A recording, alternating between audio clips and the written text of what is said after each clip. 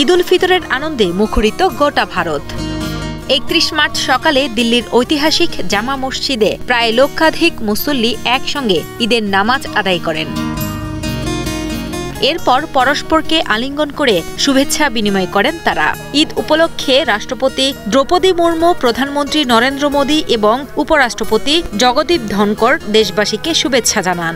দিল্লির পাশাপাশি মুম্বাই, চেন্নাই, এলাহাবাদ, হায়দ্রাবাদ, কেরালা ও কলকাতায়ও মহাসমারোহে উদযাপিত হয় ঈদের আনন্দ।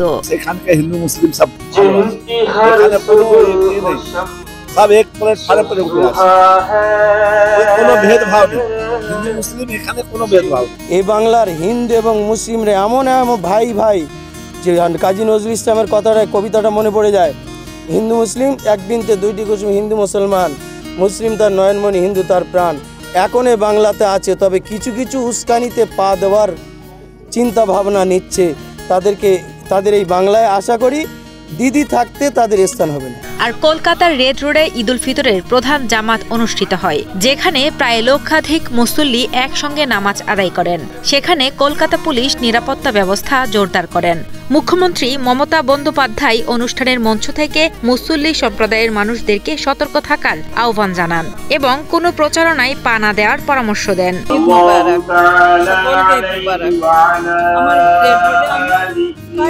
কয়েক বছরই ভালো লাগে, এখানে বিশাল একটা জামাত সেখানে দেখে আমাদের এদিকেও চারিদিকে মসজিদে হচ্ছে, অনেক বড় বড় জামাতও হয়, এটা সবচেয়ে বেশি বড়। আমার এটি একটি বিরাট শান্তির বার্তা বহন করে যে এই লক্ষাধিক মানুষের সমাগম বহু জায়গায় ঘটে, কিন্তু সকল জায়গায় শান্তির সাথে সম্প্রীতির সাথে ঈদ উল ফিতর বা ঈদ উল জুহা অনুষ্ঠিত হয়, উদযাপন হয়। এটি ইসলাম যে শান্তির ধর্ম, এর একটি উজ্জ্বল দৃষ্টান্ত।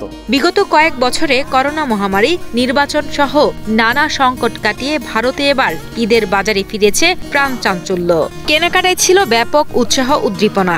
ঈদ উদযাপন উপলক্ষে পশ্চিমবঙ্গ সরকার রবিবার ও সোমবার 2 দিনের সরকারি ছুটি ঘোষণা করেছেন। আপনাদের সবাইকে এই যে খুশি ঈদ, আমি ঈদ মোবারক জানাচ্ছি। আপনারা সকলে ভালো থাকুন, সুস্থ থাকুন, সুন্দর থাকুন, शांति থাকুন, একতা নিয়ে থাকুন, সম্প্রীতি নিয়ে থাকুন। मैं आप लोगों को ईद मुबारक कहने के लिए आई हुई है। और साल के माफिक एक दफे भी आई हुई है इसी के लिए कि आज जो आप 1 महीना से रोजा कर रहे हैं, रमजान महीना हुआ है, आप लोगों ने कितना तकलीफ उठाया। रमजान महीना आप दुआ मांगने के लिए हर दफे इफ्तार करते हो, और साथ साथ में इफ्तार का साथ आपको दुआ होता है।